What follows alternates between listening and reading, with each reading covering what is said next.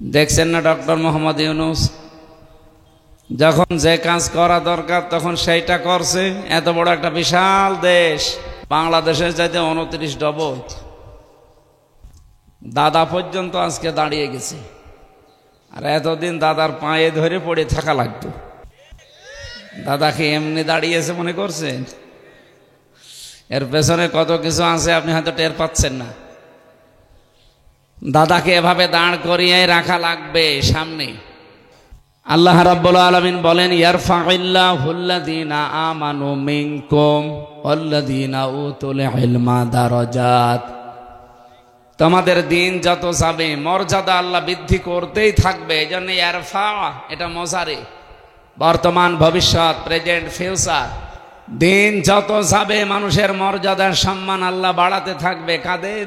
এ পৃথিবীতে যাদের ঈমান আছে। কি আছে? 2 নম্বরে যারা জ্ঞান পেয়েছে, এলেম পেয়েছে। তাহলে এই 2টা বিষয়ের ভেতরে মানুষের সম্মান মর্যাদা আল্লাহ লুকিয়ে রেখেছে। এই যে রমজান মাস চলে গেল, একটা হাদিস আপনারা সব জায়গায় বেশি শুনতেন, মান সামা রমাদানা ঈমানান ওয়া ইহতিসাবান গুফিরা লাহু মা তাকদ্দামা মিন যামবি। এই হাদিস শোনেননি? কোনদিন চিন্তা করেছেন এর ভেতরে যে 2টা গুরুত্বপূর্ণ কথা আল্লাহর নবী বললেন? মান সামা রমাদানা ঈমানান, যে ব্যক্তি রোজা রাখে কিন্তু ঈমান অবস্থায়। কি অবস্থায়? এখন প্রশ্ন আসতে পারে, আমার তো ঈমান ছিলই। আপনার ঈমান ছিল কিনা আপনি জোর করে বললে হবে? হাসিনাও তো বলতো আমি ঈমানদার। ওরে ঈমানদার বললে আপনার আরো পাপ হবে। ওরে বলা যায় খুব বেশি হলেও স্বৈরাচার। কি? কারণ পৃথিবীতে যারা স্বৈরাচার হয়েছে তারা কমপক্ষে 3টা কাজ করেছে। কয়টা? 1 নম্বরে আল্লাহর বিধান ও মানে নাই, কেউ মানবে, মানতেও দেয় না। এটা আমরা 15.5 বছরে এই ফ্যাসিস্ট, এই স্বৈরাচার, এই সীমালঙ্ঘনকারী এনাদের কাছ থেকে পেয়েছি। নিজেরা আল্লাহর বিধানগুলো সঠিকভাবে মানত না, কেউ মানলে মানতেও দিত না। এই যে 2 জন ভাই আমার আগে কথা বললেন, এই একই কথা, যে যদি তাদেরকে আল্লাহ রাব্বুল আলামিন দায়িত্ব দেন, অন্তত এই এলাকাতে আল্লাহর কোরআনের কথা বলতে বাধা হবে না, কেউ বাধা দিলে আমরা মানবও না। আমরা তো এইটাই চাই। কে ক্ষমতায় যাবে না যাবে ওইটা আল্লাহর বিষয়, কারণ ক্ষমতা কি আমার হাতে? যদি একটা শিরিক আমাদের ভেতরে চালু করা আছে যে ক্ষমতার উৎস জনগণ, ক্ষমতার উৎস জনগণ কে? আপনি মুখ দিয়ে যাই বলেন বলেন, এটা যদি আপনি অন্তরে বিশ্বাস করেন যে ক্ষমতার উৎস জনগণ, আপনি অলরেডি বেঈমান হয়ে গেছেন। অবশ্য মারহাবা, তো এখনো রাজশাহী বসে আছেন, পাবনায় পাঠানো দরকার। তো কি বললাম এখান থেকে বলেন? ক্ষমতার উৎস জনগণ, এ কথা যদি হিন্দুদের ভোট পাওয়ার জন্য বলেও থাকেন, মুখে অন্তরে বিশ্বাস করেন? ঠিক আছে, তাহলে আমাদের ঈমান আছে কিনা এটা কে বলবে? কোরআনে কারিমে রব্বুল আলামিন সূরা বাকারার ভেতরে ডাক দিয়েছেন, ফামাই ইয়াকফুর বিত্তাগুতি ওয়া হুকমিন বিল্লাহ। কেউ যদি ঈমান আনতে চায় তার প্রথম কাজ হবে সে যেন তাগুত ছেড়ে দেয়। তাহলে আপনি তাগুত ছেড়ে দিয়েছেন কিনা এটা আগে দেখবেন। তাগুতের যত অর্থ আছে তার প্রথম অর্থ আমি বললাম, নিজে আল্লাহর বিধান মানে না, অন্য কেউ মানবে, মানতেও দেয় না। এটার নাম কি? তাগুত। বলেন বলেন। এই যার নাম তাগুত, তার নাম স্বৈরাচার, তার নাম সীমালঙ্ঘনকারী, তার নাম ফ্যাসিস্ট, একই জিনিস। তাহলে বিগত যারা দায়িত্বে ছিল ওদেরকে আমরা সারা পৃথিবী এখন জানে তারা ফ্যাসিস্ট ছিল, তারা স্বৈরাচার ছিল। আর আরবি দেশগুলোতে যাবেন, আরব দেশগুলোতে তারা বলবে তাগুত ছিল। কি ছিল? আর বাংলায় কথা বলি আমরা যারা, তারা বলি সীমালঙ্ঘনকারী ছিল। ইযহাবি ইলা ফিরআউনা ইন্নাহু তাগা। মুসা আলাইহিস সালামকে আল্লাহ বলেছিলেন ফেরাউনের কাছে যাও, কারণ সে তাগুত হয়ে গেছে। তাগুত মানে সীমা লঙ্ঘনকারী হয়ে গেছে। তারা যে সীমা লঙ্ঘন করেছিল এর বাস্তব প্রমাণ আয়নাঘর। এটা সর্বোচ্চ পর্যায়। আয়নাঘর যে কত কঠিন, আমি তো মিনিটায় ছিলাম মাত্র 10 দিন। যারা বেগটা ছিল তারা যে কি অবস্থায় ছিল তারা ছাড়া কেউ বলতে পারবে না। ব্যারিস্টার আরমান টকশোতে কথা বলতে গিয়ে অঝোর নয়নে কাঁদছিল। সে উপস্থাপিকা, সে পর্যন্ত একটা মহিলা, সে আল্লাহ রসুল বিশ্বাস করে কিনা জানি না, কিন্তু আয়না ঘরের এই দৃশ্যের কথাগুলো শোনার পরে দেখলাম ও মহিলা পর্যন্ত কাঁদতেছে। বলেন তো, একটা কথা শোনার পরে চোখ দিয়ে পানি চলে আসে, তাহলে যে লোকটা এটা ফেস করেছে সে কি অবস্থায় ছিল? আমি বললাম না, আমি তো ছোটটাই ছিলাম, তাই যদি আমার জীবন শেষ হয়ে যায়, তাও মাত্র ছিলাম 10 দিন, এরপরে তো আমার জেলখানায় দিয়ে দেয় 3 বছর। আর যারা 9 বছর 10 বছর 14 বছর পড়েছিল একাধারে, 3.5 হাত এদিকে, এদিকে 1.5 হাত, তাও সামনে একটা টয়লেট দেওয়া, পায়ে আবার শিকল বাঁধা। আপনি ভাবতে পারেন, নিজেকে আপনি দাঁড় করান তো ওই জায়গায়, কেমন লাগে আপনার? এখনো পর্যন্ত অনেকে জালেমের সাফাই গায়, ও মানুষ, ও তো জানোয়ারের দায়িত্ব খারাপ।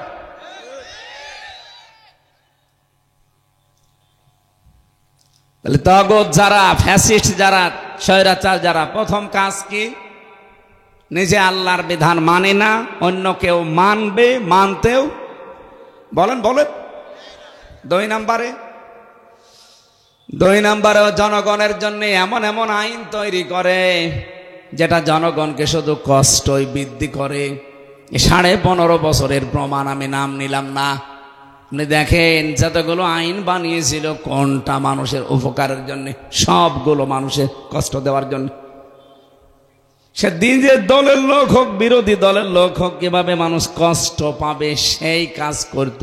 এটা স্বৈরাচারের 2 নম্বর ধাপ। 3 নাম্বার, হযরতে মুসা আলাইহিস সালামকে লক্ষ্য করে ফেরাউন বলেছিল, দারুনি আকতুল মুসা ওয়ালিয়াদউ রাব্বা, আমাকে ছেড়ে দাও, আমি মুসাকে হত্যা করব। আর রাজশাহী বাসী, এটা রেকর্ড হচ্ছে, ভালো করে শোনেন। ফেরাউনের লস্কর, তার প্রশাসন, তার গোয়েন্দা বিভাগ, তার বিচার ব্যবস্থা ছিল না? ছিল না? আরো জোরে বলেন। তার তো সব ছিল, সে নিজে কেন বলল আমি হত্যা করব? আমি নিজের হাতে মুসাকে হত্যা করব, এই কথা বলল কেন? কারণ স্বৈরাচার যারা হয় তারা যখন দেখে যে এটা আমার সিয়ারের বিরুদ্ধে, আমার জন্য হুমকি এটা, তখন সে সরাসরি তাকে নিজের হাতে হত্যা করতে চায়। আপনি বেজর বজলুল হুদা, চুয়াডাঙ্গার আলমডাঙ্গার সন্তান, নাম শোনেননি? আমি ওই সময় জেলে ছিলাম। মেজর বজলুল হুদাকে যিনি পালিয়েছে উনি নিজে নাকি জবাই করেছিল, এখন প্রমাণ পাচ্ছি আমরা। কারণ বিকাল 4টার পরে তো জেলখানার সব রুমগুলো তালাবদ্ধ করে দেয়, এরপরে কখন কি হয় কিছু জানা যায় না। ফাঁসির আদেশ যেদিন হয় ওই দিন শুধু আওয়াজ শোনা যায়, লিল্লাহি তাকবীর, আল্লাহু আকবার। যারা মুসলমান এদেরকে যখন ফাঁসি দিতে নিয়ে যায় তখন এই আওয়াজ করে, তখন কারারক্ষীরা বলে, হুজুর আজকে ফাঁসি হচ্ছে, রাত 10টা 1 বা 12টা 1 এখন ফাঁসি হচ্ছে। সে রাজশাহী বলেন, আমি তো গাজীপুরে ছিলাম, আমি দেখেছি আমার সামনে বহু মানুষকে ফাঁসি দিয়েছে, ওই আওয়াজ শুনতাম শুধু আজকে ফাঁসি হবে। সকালবেলা যখন হাসপাতালে যেতাম দেখতাম যে এই জায়গায় ফাঁসি দিয়েছে। তাহলে স্বৈরাচার যারা, তাদের 3 নাম্বার যে কাজটা, যেহেতু এই কাজটা উনি নিজে করেছে, তাহলে গত যারা দায়িত্বে ছিল এরা কি ইমানদার না স্বৈরাচার? বলেন বলেন। আপনার ইমান আছে কিনা আপনি এবার বলেন। সাহাবী প্রশ্ন করলেন, হে নবী, আমার যে ইমান আছে আমি কিভাবে টের পাবো? আমার কি জব্বা গায়ে আছে, এইটা দেখে আমি মনে করবো আমার ইমান আছে? আমার দাড়ি বড় বড় হয়ে গেছে, আমি কি এটা দেখে মনে করবো যে আমার ইমান আছে? বিশ্ব নবী বলেন, না। ইদা সাররাতকা হাসানাতুকা ওয়া সাআতকা সাজ্জিআতুকা ফাআনতা মুকমিন, যখন তোমার ভালো কাজগুলো তোমাকে আনন্দ দেবে আর অন্যায় কাজ দেখলেই তোমার ভেতর থেকে একটা বাধা আসবে, তখন তুমি বুঝবে তোমার ঈমান আছে। এ পর্যন্ত বুঝেছেন?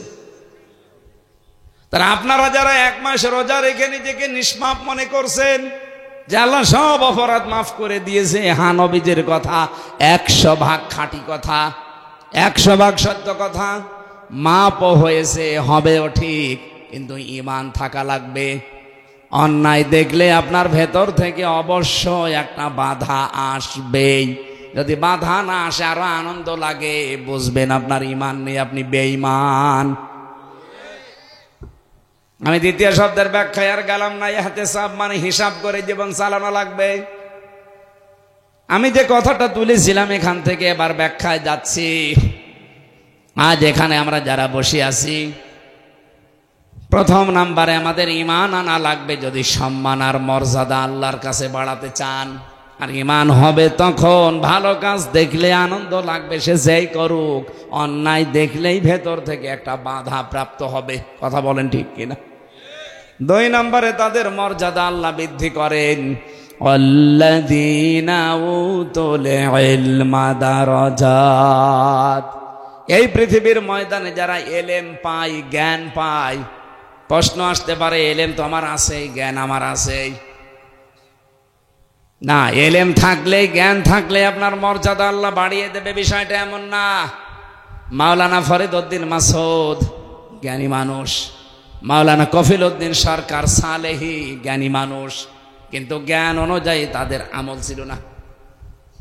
কি জ্ঞান অনুযায়ী যদি কেউ কাজ না করে, ওর মর্যাদা বাড়া দূরের কথা, সৃষ্টি জগতের কাছে আল্লাহ তাকে আরো লাঞ্ছিত, অপমানিত করে দেয়। আমি আজকে জমার নামাজ কুষ্টিয়ায় পড়িয়েছিলাম, একটা আয়াতের ব্যাখ্যা আমার সামনে এসেছিল। এদিকে তাকান। ফাইন্না মা'আল উসরি ইসরা, ইন্না মা'আল উসরি ইসরা। আল্লাহ পাক বলেন অবশ্যই কষ্টের পরে সুখ। আপনি আয়াতের বাংলা অর্থগুলো দেখবেন, এখানে কষ্টের পরে সুখ এ কথা বলার আগে আল্লাহ আলিফ লাম দিয়ে নির্দিষ্ট করে, মারেফা বলা হয় এটাকে, নির্দিষ্ট করে দিলেন কষ্টটাকে। ফাইন্না মা'আল উসরি, এই যে উসরুন মানে কষ্ট, কষ্টটা বলতে গিয়ে আল্লাহ আলিফ লাম দিলেন, তার আগে ইন্না দিলেন। আপনি দেখবেন পৃথিবীতে আয়াতের ব্যাখ্যা আমি যত তাফসীর দেখেছি, মুফাসসিরিন ইকরাম লিখেছেন, দুনিয়াতে কোনো মানুষ যদি একটা কষ্ট পায়, মহান আল্লাহ ওই একটা কষ্টের জন্যে ইসরা, এটা নাকেরা, ওটা অনির্দিষ্ট, হাজার হাজার সুখ, শান্তি, কল্যাণ, সমৃদ্ধি তার কপালে আল্লাহ লিখে দেন। না, কথা বুঝে তারপর বলবেন। এখানে প্রশ্ন ছিল কোরআনের, পৃথিবীতে যদি কি একটা কষ্ট কেউ সহ্য করে, কষ্ট তো কত মানুষ আমরা বিভিন্ন কারণে পাই, যারা এতগুলো সাজানো বাগান রেখে পালিয়ে গেল, কষ্ট তাদের হয়নি। কথা বলছে না কেন? পৃথিবীতে বহু কষ্ট মানুষ বিভিন্ন কায়দায় করে, কিন্তু সব কষ্টের কথা এই আয়াতের উসরির ভেতরে নেই। কষ্ট পাওয়া লাগবে 3টা কারণে। কয়টা? কারণ হয় ঘুমাচ্ছে।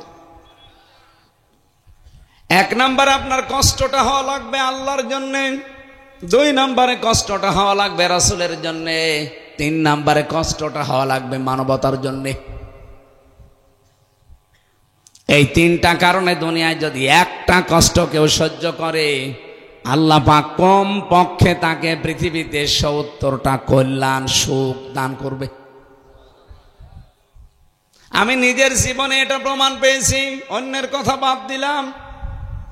2010 সালে যখন জেলখানায় নিয়েছিল মিথ্যা একটা মামলা দিয়ে যে আমি শিবিরের ক্যাডার, রক কেটে বেড়াই, শিবিরের ক্যাডার, রক কেটে বেড়ায়, এটা যে ডাহা মিথ্যা কথা, এ 2025 সালে এসে এখন তামাম দুনিয়া প্রমাণ পাচ্ছে।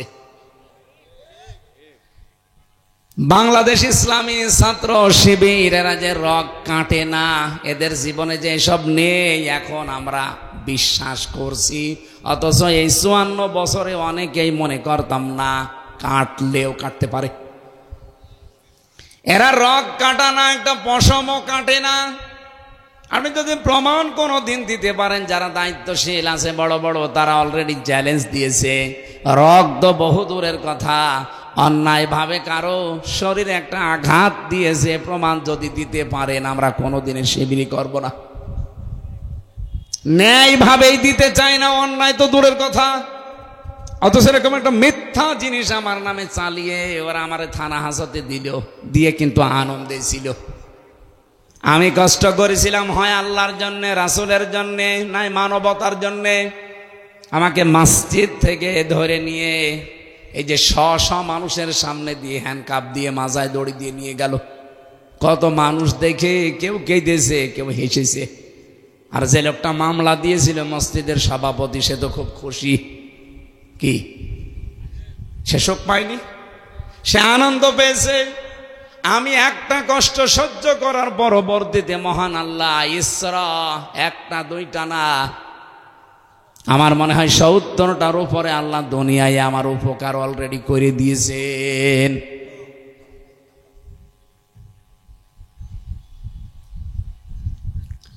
দুনিয়াতে যে মানুষগুলো শোক পেয়েছে অন্যায় ভাবে, এদিকে তাকান, এবারে গুরুত্বপূর্ণ একটা বিষয়। কোন মানুষ যদি পৃথিবীতে শোক পায়, শান্তি পায় অবৈধভাবে, না আমি বোঝাতে পারছি না, আবার এদিকে তাকান। আপনি যদি শোক শান্তি পান অবৈধ কোন পন্থায়, একটা, এটা আবার রিপিট করছি ভাই, কঠিন বিষয়। পৃথিবীতে যদি আপনি সুখ আর শান্তি অবৈধভাবে একটা অর্জন করেন বা ভোগ করেন, একটা শান্তি অবৈধভাবে যদি আপনি ভোগ করে যান, এই কারণে ৭০টা কষ্ট দুনিয়াতে আপনাকে আল্লাহ ফেলবে। এই ১৫.৫ বছরে যারা দায়িত্বে ছিল, অনেকে বলে যে সব খারাপ না, অনেকে ভালো ছিল। কে বলেছে ভালো ছিল? আপনি নিজে জানতেন যে একটা স্বৈরাচার, একটা ফ্যাসিস্ট, এ মানুষের ভোটের অধিকার নষ্ট করে দিয়েছে, কত মানুষকে অলরেডি গুম করেছে। বিশেষ করে ইলিয়াস আলী, আমার কুষ্টিয়ার বিশ্ববিদ্যালয় মোকাদ্দাস আর অলিউল্লাহ, এই যে রমজানের ঈদ গেল, এই ঈদে পর্যন্ত মোকাদ্দাস আর অলিউল্লাহ এই দুইজনের বাবাকে দেখলাম, এখনো পর্যন্ত তাদের ঈদের আনন্দ নেই। অথচ আজ ১৩ বছর হয়ে গেল, এতদিন পর্যন্ত তাদের কপালে তাদের মা বাবা ভাই বোন যারা, একটার জীবনও ঈদের আনন্দ হাসি নেই। এ কষ্টগুলো যারা জানতেন যে এগুলো করছে, বিশেষ করে আমার এই ৩৩ বছর বয়সে ১৮ বছর থেকে আমি ভোট দিতে পারতাম। ১৮ থেকে ৩৩ আপনি হিসাব করে দেখেন, আমি ৩ বার ভোট দিতে পারি, একবারও পারি নাই। কি পেরেছে? একবারও।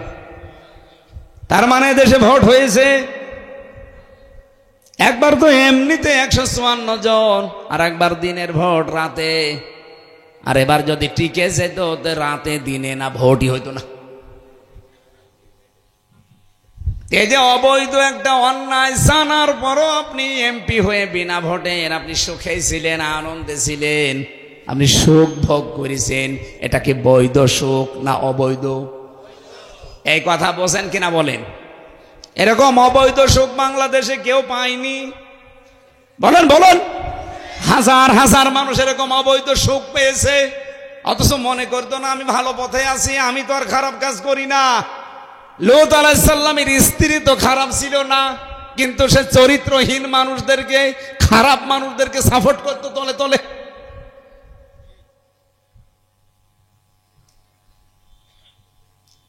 আল্লাহ রাব্বুল আলামিন সূরা আরাফের ৮৩ নম্বর আয়াত যখন নাযিল করেন, ফেরেশতা জিবরাইলকে বলেছিলেন যাও। আসরের নামাজের পরে তিনি এসে বললেন, লূত আলাইহিস সালাম আপনার উম্মতদেরকে নিয়ে আপনি চলে যান, মাগরিবের সময় এখানে আল্লাহর গজব নাজিল হবে, কিন্তু সাবধান, সবাইকে নেবেন, আপনার উম্মত যারা, আপনার স্ত্রীকে নেবেন না। ও রাজশাহীবাসী, লূত নবীর স্ত্রীর চরিত্র কিন্তু খারাপ ছিল না, তার চরিত্র ভালো ছিল। তিনি চরিত্রহীনাও ছিলেন না, তিনি জেনাও করতেন না, ব্যভিচারও করতেন না, কিন্তু দলে দলে যারা পুরুষে পুরুষে বিয়ে করবে তাদেরকে তিনি সাপোর্ট করতেন। এই যে চরিত্রহীনদেরকে সাপোর্ট করার কারণে নবীর স্ত্রীকে আল্লাহ ছাড়েন নাই, গজব দিয়ে ধ্বংস করে দিয়েছেন। এই 15.5 বছরে যারা এত বড় বড় অন্যায় সাফর দিয়ে নিজেও অবৈধ সুখ পেয়েছেন, বিশ্বাস করেন আল্লাহর কোরআন, দুনিয়াতে থাকতে আপনাকে 70টা কষ্টে আল্লাহ ফেলবে।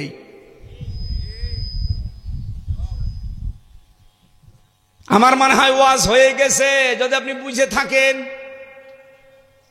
যারা 15.5 বছর নাই 54 বছরে অবৈধ কোন সুখ পেয়েছেন, শান্তি পেয়েছেন, আপনি লিখে রাখতে পারেন কোরআনের কথা, সূরা আলাম নাসর 5-6 নম্বর আয়াত। পৃথিবীতে আপনাকে আল্লাহ 70টা কষ্টে ফেলবে, আর মরণের পরে কি হবে ওটা কেউ জানে না। এটা এখন যে হচ্ছে আর প্রমাণ লাগবে। যত আশা করে সে আশায় গুড়ে বালি হয়, তার প্রমাণ শেখ হাসিনা। আর আজকে তো পুরাটা বালি করে দিয়েছে ডক্টর ইউনূস। এতদিন যাই হোক একটা আশা ছিল, এই আশা পুরাটা শেষ। এই 7.5 মাসে প্রায় 27টার উপরে ষড়যন্ত্র করেছে ওখানে বসে বসে, একটাও টেকে নাই। ফেব্রুয়ারিতেও একটা টিকানোর চেষ্টা ছিল, ওইটাও টেকে নাই। এপ্রিলে আর একটা হাতে নেওয়ার সিদ্ধান্ত নিয়েছিল, গোপন ষড়যন্ত্র করে যে গোপনে গোপনে কিছু মানুষকে মেরে ফেলবে, সেইটাও বরবাদ হয়ে গেল। এখনো নিজের জায়গায় থাকবে, তা অবৈধভাবে। আন্তর্জাতিক আদালত হেগে অলরেডি মামলা হয়ে গেছে, যখন তখন হাসিনার ডাক পড়তে পারে। আমরা এই দেশেই দেখেছি একজন মানুষকে হত্যা করলে তাকে হত্যা করে ফেলা হয়, কারণ এই যে ফাঁসি দেয়, 10টা মানুষ মারলেও যায়, একটা মানুষ মারলেও। বলেন বলেন। আর উনি মানুষ মারার পেছনে যে দায়ী, কমপক্ষে 2024-এ 2734 জন, 2734 জন থেকে 32 থেকে 34-এর একটা হিসাব পেয়েছি আমি, তাও সরকারি হিসাব। 2732 জন মানুষ হত্যা করা ওনার নামে মামলা হয়েছে। এক একজনের যদি একবার করে ফাঁসি দেওয়া হয়, তে 2732 বার কমপক্ষে ফাঁসি দেওয়া লাগবে। এতবার ওনার জীবন আছে। এই জন্যে তো অপমানগুলো বাড়বে। দিন যত যাবে পৃথিবীর মানুষের প্রতি আল্লাহ ঘৃণাবোধ তৈরি করে দেবে। কিন্তু যে মানুষগুলো অন্যায়ভাবে এই পৃথিবীর ময়দানে অন্যায়ভাবে তাদেরকে দুনিয়া থেকে বিদায় করা হয়েছে, যারা কষ্ট পেয়েছিল আল্লাহর জন্য, রাসূলের জন্য, মানবতার জন্য, দিন যত যাবে মহান আল্লাহ দুনিয়া আখিরাত মিলে তাদের কমপক্ষে 70টা সুখ দান করবে। অনেকটা ভিন্ন আদর্শের লোক। আমার আগে যিনি কথা বলছিলেন উনি তার মাওলানা সাইদি সাহেবের আদর্শের লোক না, উনি ভিন্ন একটা আদর্শের রাজনীতি করে। তারপরও তিনি মরহুম মাওলানা দেলাওয়ার হোসাইন সাইদি রহমতুল্লাহ আলাইহির জন্য দোয়া করে গেলেন। তার মতো মানুষ যদি দোয়া করে, দোয়া চায়, তাহলে আল্লাহওয়ালা যারা আছে তারা, যে মানুষগুলো তার আদর্শ মেনে চলে, তারা তো 24 ঘন্টায় তাকে দুয়ার ভেতরে রেখেছে। এই কথা বলেন না কেন? কারণ তাদের কষ্ট ছিল দুনিয়াতে আল্লাহর জন্য, রাসূলের জন্য, মানবতার জন্য। আমার আল্লাহ তাদেরকে অবশ্যই দুনিয়ায় ঈশ্বর সুখ, শান্তি, কল্যাণ অবশ্যই দেবেন, দুনিয়া আখিরাতে মিলে কমপক্ষে 70টা। বাকি কত দেবেন বেগয়রি হিসাব কেউ জানে না, আল্লাহ জানে। আমি আয়াতের ব্যাখ্যায় আর বেশি গেলাম না। আমি যেটা বলতে চাই, আমাদের মর্যাদা বাড়বে তখন যখন আমরা জ্ঞান অনুযায়ী কাজ করব। 2 জন আলেমের নাম বললাম, তাদের আজ কোনো মর্যাদা নেই। তাদের নাম শুনলে মানুষ আজ ঘৃণা করে। আমার মনে হয় ফরিদ উদ্দিন মাসুদ আর এই কফিল উদ্দিন সরকার সালেহি, হাসিনার এই 5-8 2 জন গোলাম ইসলামী আন্দোলনের বিরুদ্ধে সবচাইতে বেশি ফতোয়া দিয়েছে এই 2 শয়তান। এদেরকে যদি কেউ জনগণ সামনে রাস্তায় পায়, সাপের মতো পিটিয়ে মেরে ফেলবে। অথচ এত বড় বড় আলেম, এলেমের বহর তাদের অনেক বেশি, কিন্তু এলেম অনুযায়ী কাজ ছিল না। হাসিনাকে বেহেশতি পর্যন্ত বলেছিল। কথা বলছে না কেন? বেহেশতে আপনার হক আছে, মানে বেহেশতে ওর বাপ দাদারও হক দিয়ে দিচ্ছে।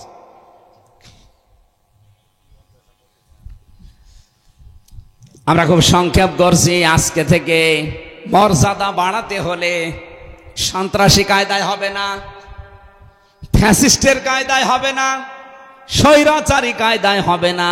দুনিয়াতে যদি সত্যি এই সৃষ্টি জগতের কাছে মর্যাদা সম্মান লাভ করতে চান, ঈমান আনা লাগবে আর এলেম অনুযায়ী আমল করা লাগবে।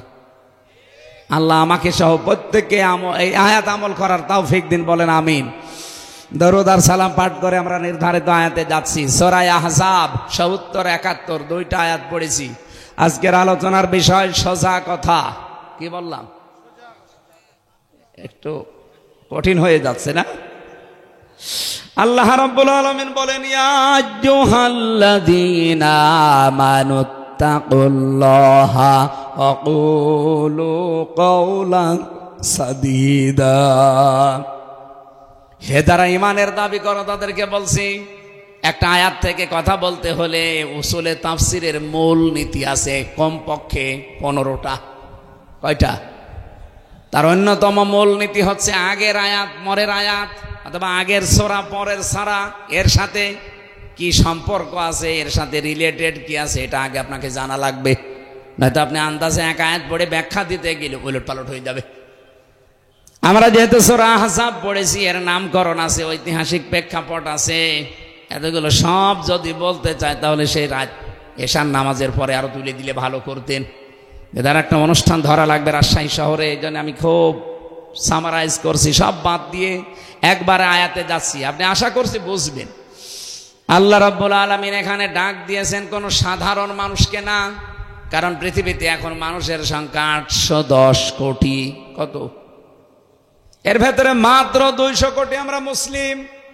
এ মুসলিমদের ভেতরে যারা ঈমান এনেছে, আল্লাহ শুধু তাদেরকে আয়াতে ডাক দিয়েছেন, ইয়া আইয়ুহাল্লাযীনা আমানু, ও হে যারা ঈমানের দাবি করো।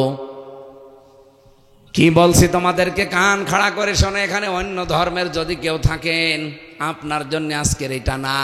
আজকের আয়াতটা শুধুমাত্র পড়েছি আমরা যারা ঈমান এনেছি তাদের জন্যে। আমরা কি ঈমানদার না বেঈমান? বলেন বলেন। আল্লাহ আমাদের জন্যই মনে করেন এই ওয়াজ দিলেন। হে যারা ঈমানের দাবি করো তাদেরকে বলছি, ইত্তাকুল্লাহ, আমি আল্লাহকে ভয় করো। আকুলু কাওলান সাদীদা, আর যখন কথা বলবা তখন সোজা কথা বলবা। এদের ভেতরে নির্দেশ পেয়েছি আমরা দুইটা। 1 নম্বরে আল্লাহর ভয়, 2 নম্বরে কথা বলতে হলে সোজা কথা, সঠিক কথা বলা লাগবে। এ নির্দেশ কার? আর জোরে বলেন। হযরতে আবু যার রাদিয়াল্লাহু তাআলা আনহু থেকে একটা হাদিস পড়ছিলাম।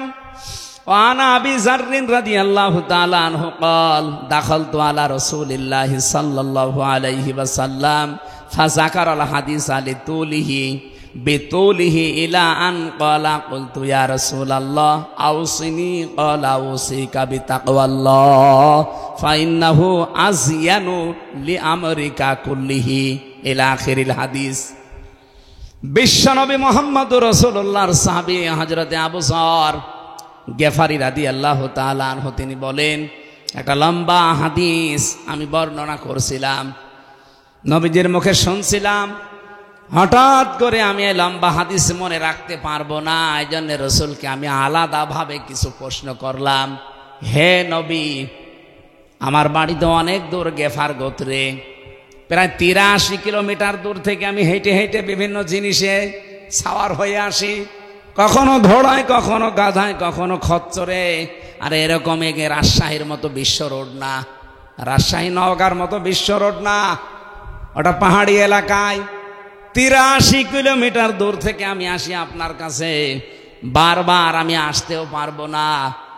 এসে যখন পড়েছি, হে নবী এত বিশাল কথা আমাকে শোনালেন, আমার সব মনে থাকবে না। এমন কিছু কথা স্পেশাল ভাবে আমারে বলেন, আমি যেন এটা সারা জীবন মনে রাখতে পারি। বলেন তো হযরতে আবু যরকে এবার রাসূল যে কথা বললেন, শুধু আবু যরের জন্য না, আমরাও আছি। বলেন বলেন। 1 নম্বরে নবীজি বললেন, ও সিকুম বিতাকওয়াল্লাহ, হে আবু যর, পৃথিবীতে যাই করো তুমি আল্লাহকে ভয় করো, এই উপদেশ তোমার জন্য আমি দিলাম। এখন প্রশ্ন আসতে পারে, তো জন্মের পর থেকে শুনছি তাকওয়া আল্লাহ, আল্লাহর ভয়, এ আবার নতুন করে বলার দরকার কি? না, জীবনেও শোনেননি আপনি এই কথা।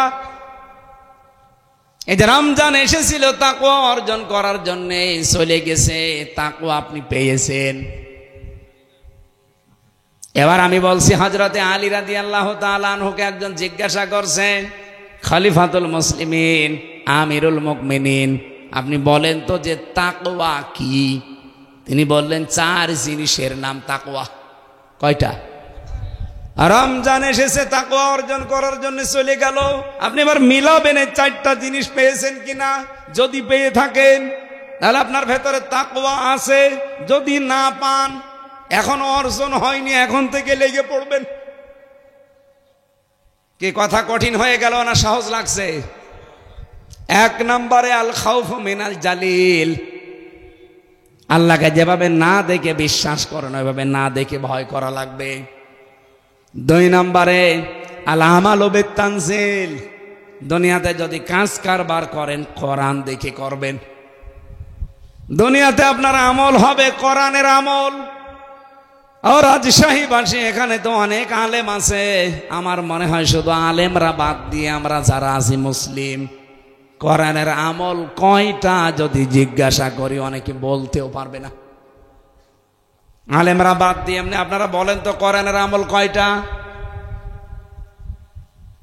এই দেখেন, দেখলেন? আপনি আন্দাজেই বলেন তো, দেখি ঠিক হয় কিনা। বলছে 4টা। 504টা বলছে। ওর তো এখনো 496টা জানা লাগবে, ও মাত্র 4টা বলেছে। কোরআনের আমল কয়টা? আরো জোরে বলেন। সে আমলগুলো কোরআনে নেই। তাহলে উনি যে কোরআন কিভাবে পড়ে, কতটুকু পড়ে, আমার বোঝা হয়ে গেছে। যখন 4টা বলেছে, আপনি খুব বেশি হলো না 8টা বলবেন। কয়টা আছে বলেন তো কোরআনে আমল? 500। এর ভেতরে যে সিয়াম গেল, রোজা, এটা একটা মাত্র। এরকম এখনো 499টা আছে। আলেমরা বাদ দিয়ে আপনারা বলতেই পারেন না যে কোরআনের আমল কয়টা, যে কিসের তাকওয়া আপনি অর্জন করলেন।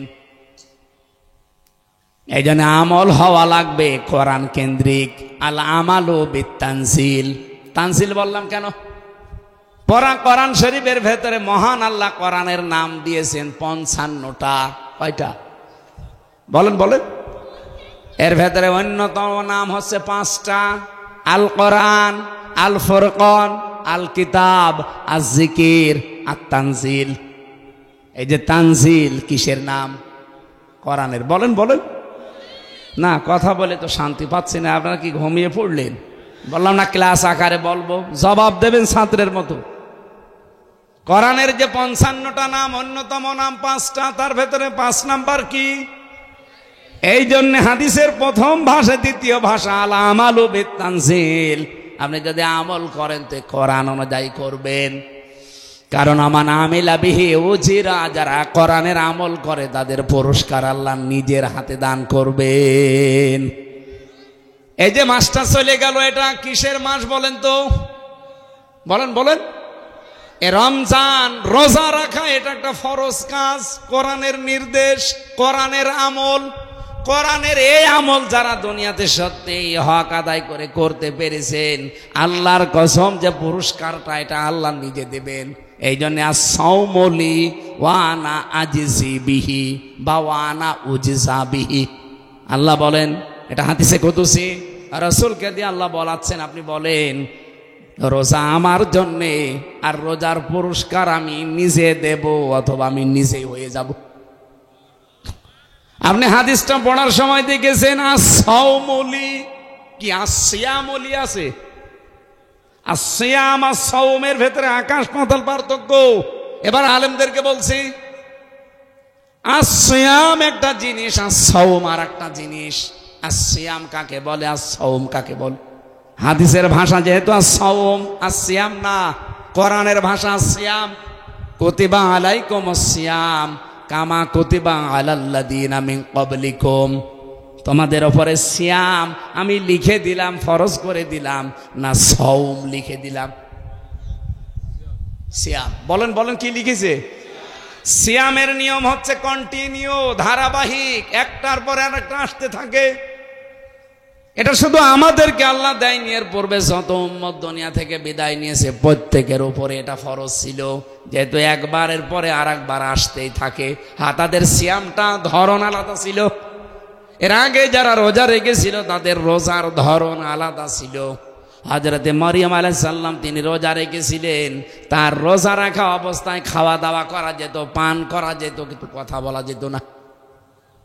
সূরা মরিয়মের ভেতরে আছে। তাহলে মরিয়ম আলাইহিস সালামের রোজার সিস্টেম ছিল কথা বলা যাবে না, বাকি সব কাজ না। আমি শেষ করে দিই। আরে ঠিক আছে, মানে কথা বলে না কেন? হ্যাঁ, জবাব দেওয়া লাগবে না, এ তাকবীর লাগবে না, এরা বসে কিনা এটা দরকার। আসলে এই কথা বোঝার মতো যে মাল ম্যাটারেস লাগবে সেটা মনে হয় তা নিয়ে মনোযোগ দিয়ে শুনছেন না? আলহামদুলিল্লাহ। আসিয়াম আস-সাওম, এই ব্যাখ্যাটায় কথা বলছিলাম। সিয়াম যদি আপনি পালন করতে চান, চারটা বিষয় আপনার ভেতরে থাকতে হবে।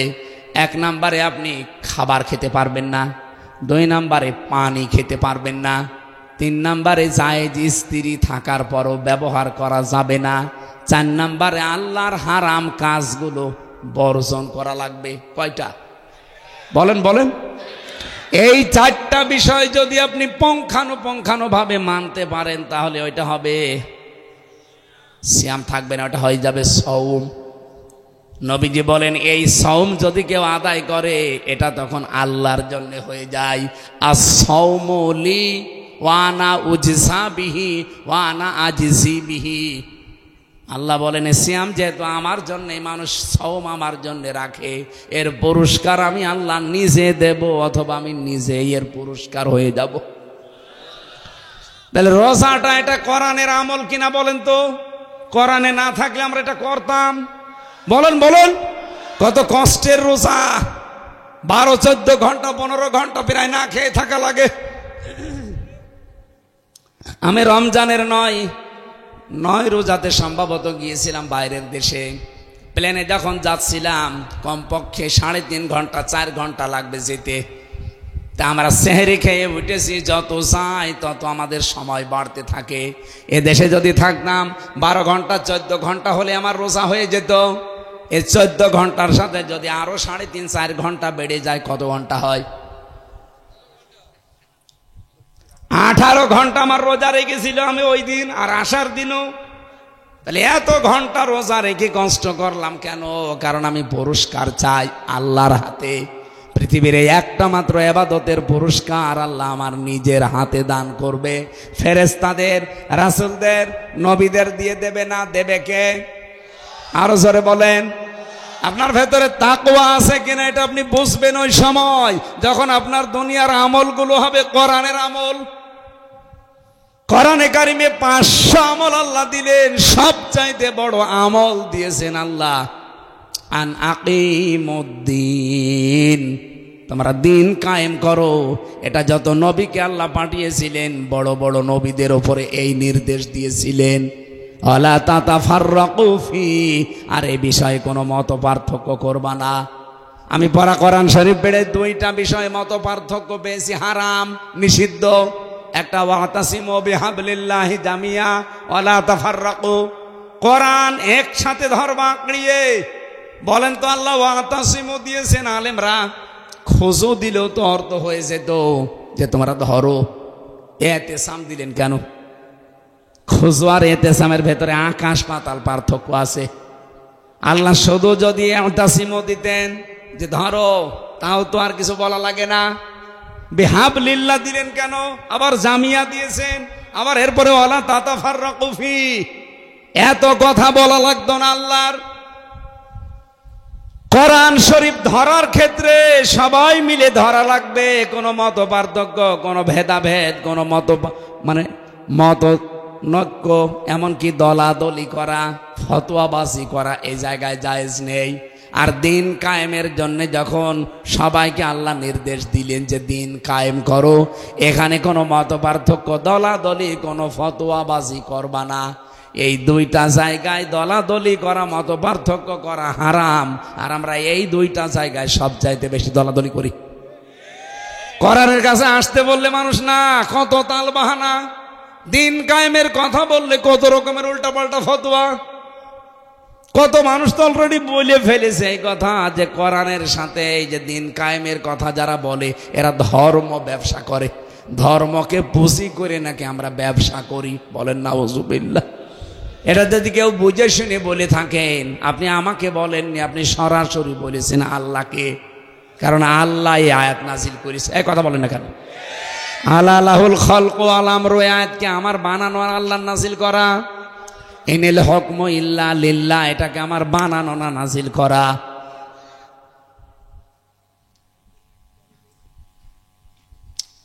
আল্লাহ রাব্বুল আলামিন যতগুলো নিয়ম আমাদেরকে দিয়েছেন এই পৃথিবীর ময়দানে, এই দুইটা জায়গায় মত পার্থক্য করা হারাম ঘোষণা দিলেন। আর আমাদের কাজ কাম যাই হোক না কেন, এই দুই জায়গায় এসে দেখবেন যত রকমের ফতোয়াবাজি। আপনাদেরকে আমি নিষেধ করছি, সময় কিন্তু এখন আর নেই। এখনো যদি আমরা এক হতে না পারি কোরআনের কাছে এসে, সে যে দলের লোকই হন, এ দেশ কিন্তু আবার 100 বছর সুযোগ হারিয়ে ফেলবেন। আল্লাহ পাক একটা সময় যেহেতু অনুকূলে এনে দিয়েছে, সব ভুলে যান, আগে এক হন। আগে এক হয়ে দেখেন এই আয়াতটা মেনে, সূরা আলে ইমরানের 102 নম্বর আয়াত একটু মেনে দেখেন। আল্লাহ পাক আমাদের আয়াতের পরবর্তীতে যতগুলো উপকারের কথা বলেছেন, মাস্ট বি ওগুলো আমাদের দেবেই। আমরা এখনো কাদা ছড়াছড়ি করি, এখনো যদি এক হতে না পারি, আল্লাহর কসমে সুযোগ আর 100 বছরও আসবে কিনা আল্লাহ জানে। তাহলে কোরআনের আমল আছে, আমরা বলছিলাম 500। সবচাইতে বড় আমলের নাম দিন কায়েম করা। এই 56,000 বর্গ মাইলে 54 বছরে দিন কায়েম নেই। এই জন্য আজ হাজারো বক্তা, হাজারো আলেম, হাজারো খতিব ইমাম, আমরা শুধু ফতোয়া দিতে পারি, কিন্তু কাঙ্ক্ষিত মানের শান্তি আজও জাতিকে দিতে পারি নাই। কোরআনের বিধানগুলো যদি কায়েম থাকতো, কাঙ্ক্ষিত মানের শান্তি আপনি দেখাতে পারতেন। আমি 19 সালে একটা ফতোয়া দিয়েছিলাম কুষ্টিয়ায়, আমার গ্রামে, জেনার ফতোয়া। একজন মহিলা, তার স্বামী বিদেশে আছে, বিবাহিতা, অন্যের কাছ থেকে একটা সন্তান পেটে ধারণ করেছে। এটা কি বোঝেন নাকি? অন্যের সন্তান পেটে ধারণ করে এসে ওই পাশের বাড়ি তার সম্পর্কে দেবর হয়, এসে বলছে এই ছেলের মালিক তুমি। ছেলের মালিক আমি মানে তোমার স্বামী থাকে বিদেশে, আমি কিভাবে? হ্যাঁ তুমি। বাকিটা আর বললাম না। ফতোয়া শেষ পর্যন্ত কোরআন হাদিস দেখে দেখলাম যে এটা যেহেতু জেনার বিচার, কিসের? পেটে তো আর মরিয়মের মতো জিবরাইল ফু দিয়ে সন্তান বানিয়ে দেয়নি, কি কারো না কারোটা গেছে। এক কথা বলে না কেন? ও মহিলা যার নাম বলছে, ওই লোকটাকে রিমান্ডে নিয়ে পরবর্তীতে একটু পিটানো হয়েছে। বলছে ঠিক আছে, কি করব, আমার সাথে দিয়ে দেন। তার মানে ধরা যখন পড়ে গেছে, এখন আমি বললাম এর বিচার হচ্ছে এই, বিবাহিত মানুষেরা যদি জেনা করে তাহলে তাদের বিচার হচ্ছে মাটির ভেতরে বুক পর্যন্ত পুঁতে ফেলবেন, এরপরে পাথর, ইট, খোয়া এগুলো মেরে মেরে ফেলবেন। আরে ভাই চিল্লান পরে, আগে বাস্তবে বসে এ ফতোয়া দিয়ে শেষ। এরপরে তো 20 সালের পরে আমি জেলে, 3 বছর কেটে গেল। গ্রামে তো 2 ভাগ হয়ে গেছে। কিছু কিছু মানুষ আমার উপরে রাগ করে আছে যে হুজুর ফতোয়া দিলে জেলে চলে গেল। অথচ যে মানুষগুলো এখন আমরা 2 ভাগ গ্রামে, কিছু মানুষ একেবারে আল্লাহর কসম কেটে বসে আছে যে আমরা ওদের সাথে আর মিলবো না, মিশবো না। আর ওরাও একেবারে কসম কেটে বসে আছে। মসজিদ পর্যন্ত আলাদা করে ফেলিস, পাড়া 2টা হয়ে গেছে। জেল থেকে বের হয়ে বাড়িতে গেলাম, প্রথমে কিছু বলে নাই। কয়েক মাস যাওয়ার পরে দেখি গুঞ্জন শুরু হয়েছে যে উনি খালি ফতোয়া দিয়েছিল, অথচ কাজটা যেটা বললো এটা তো উনি করলো না। আমি বললাম এদেশে কি কোরআনের আইন প্রতিষ্ঠিত আছে? আমার দায়িত্ব ছিল শুধু ফতোয়া দেওয়া, কার্যকর করার দায়িত্ব আমার না। যদি আমি ওই সময় 19 সালে বলতাম যে ঠিক আছে মাটির ভেতরে পুঁতে এদেরকে পাথর মেরে সঙ্গে সার করো, ওদের সঙ্গে সার করার আগে আমারে করতো। আমি কিছু করি নাই, তারপরও পুলিশ ধরে 3 বছর আটকিয়ে রেখেছে।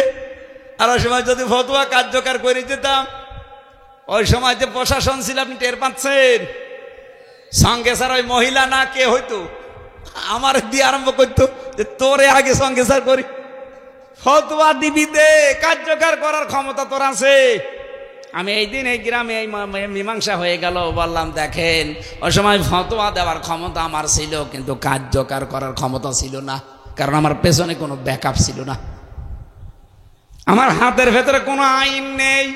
আমি যে আইনটা কার্যকর করে দেখাবো সে ক্ষমতা শক্তি পাওয়ার কিছুই আমার নেই। আমার মুখ আছে, আমি জানি কোরআন হাদিস, শুধু ফতোয়া দিতে পারি। আমরা যে কাঙ্ক্ষিত মানের শান্তি, এই যে জেনা ব্যভিচার, আসিয়ার মতো মেয়েকেও আমরা আজ ধর্ষণ থেকে বাঁচাতে পারলাম না, জীবনেও পারবেন না যতদিন পর্যন্ত কোরআনের এই আমল 500 এই বাংলার জমিনে কায়েম না হবে।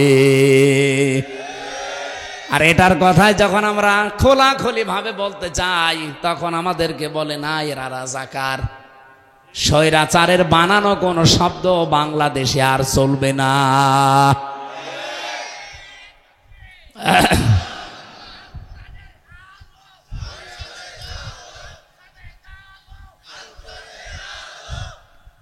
মুরব্বী তো মনে আছে যে ইমান ভালোই আছে না। আমি মনে হয় বিস্তারিত চলে যাচ্ছে, আর সময় বেশি নেই। 3 নম্বরে চালান চালান, এদিকে আসেন আপনি, সময়ের কোনো জ্ঞান নেই আপনার। চালান চালান মানে আসরের নামাজ এসে বসে আছি এখানে, যে আসরের নামাজ পড়ে উঠবো, আর তুলতে তুলতে বাজাচ্ছে রাত 9টা, আর এখন বলছে চালান চালান। আলকিনায়াতু বিল কলিল, অল্পে তুষ্ট থাকা লাগবে। 4 নম্বরে ইস্তেদাদু লিয়াউমির রাহি, আখিরাতের পুঁজি তৈরি করার মতো মন মানসিকতা থাকা লাগবে। এই 4টা বিষয়ের নাম হচ্ছে তাকওয়া। রব্বুল আলামিন কোরআনে কারিমে প্রায় 200 জায়গার উপরে এই শব্দটা দিয়েছেন। বিশ্ব নবীর কাছে কেউ আসলেই তাকে আগেই বলতেন ওসিকুম বিতাকওয়াল্লাহ, আল্লাহকে ভয় করো। এই শব্দটা কোরআনে কারিমের সূরা নিসা 131 নম্বর আয়াতে আমি পেয়েছি। রব্বুল আলামিন শুধু আমাদের না, এই পৃথিবীর যেদিন প্রথম মানুষ পাঠিয়েছেন হযরত আদম আলাইহিস সালাম থেকে আজ পর্যন্ত, এখান থেকে কিয়ামত পর্যন্ত যত মানুষ আসবে, হয়তো শরীয়তের বিধান আমাদের কম বেশি আল্লাহ দিয়েছেন, কিন্তু এই বিধানটা আল্লাহ সবার প্রতি এককভাবে দিয়েছেন। ওয়ালাকাদ ওয়াসাইনাল্লাযীনা উতুল কিতাবা মিন ক্বাবলিকুম ওয়া ইয়্যাকুম আনিত্তাকুল্লাহ। বলেন আল্লাহু আকবার। হে নবী, আপনাকে এবং আপনার পূর্বে যত মানুষ দুনিয়া থেকে বিদায় নিয়েছে, অবশ্যই ওয়ালাকাদ, অবশ্যই ওয়াসাইনা, আমি আল্লাহ নির্দেশ দিয়েছিলাম, উপদেশ দিয়েছিলাম, আপনার পূর্বে যত মানুষ দুনিয়া থেকে বিদায় নিয়েছে সবার প্রতি আমার এই নির্দেশ ছিল যে আল্লাহকে ভয় করো। তাহলে আল্লাহকে ভয় করার অর্থ পেলাম কয়টা? বলেন বলেন। 1 নম্বরে যেভাবে না দেখে বিশ্বাস করুন, ওইভাবেই না দেখে ভয় করা। 2 নম্বরে কোরআনের আমলগুলো দুনিয়াতে আপনি করবেন। 3 নম্বরে অল্পে তুষ্ট থাকবেন। এইটা আজ বাংলাদেশে ছিল না, এই জন্য দেশটা ফোকলা হয়ে গেছে। এক একজনের বাড়ি শুনলাম 620টা। এই যে কয়েকদিন আগে সিঙ্গাপুর মালয়েশিয়া ছিলাম, দেখি যে হোটেলেই নামি দেখি 2 শয়তান বসে চা খাচ্ছে। কি গো? হুজুর আমরা আগেই পালিয়েছি। কেন? এ দেশে তো সাহেব পাড়া বানিয়েছেন, মালয়েশিয়া ওরা সাহেব পাড়া বানিয়েছে, কানাডায় বানিয়েছে বেগম পাড়া। এখানে আপনি থাকবেন, হোটেলে থাকবেন, গৌরব আপনি থাকতে পারেন না, আপনার নিজের বাসা আছে, ওখানে থেকে মার খাবো। বাংলাদেশের 20 লাখ মানুষ আছে এই মালয়েশিয়ায়, সাহেব পাড়া বানিয়েছি, এখন যদি ওখানে থাকি পিটিয়ে মেরে ফেলবে। এই জন্য চুরি করে আসি হোটেলে, নিচে নামি না, মাঝে মাঝে চা খাওয়ার জন্য নামি। এই যে নেমে আপনার সাথে দেখা, আপনি যেন আবার কিছু বললেন না। ভালো মানুষকে বলছে, আপনি যেন বললেন না। অল্পে যদি এই মানুষগুলো তুষ্ট থাকতে পারতো, সন্তুষ্ট হতে পারতো, আল্লাহর কসম মরণের আগ পর্যন্ত দেশের ক্ষমতা তাদের হাত থেকে যেত না।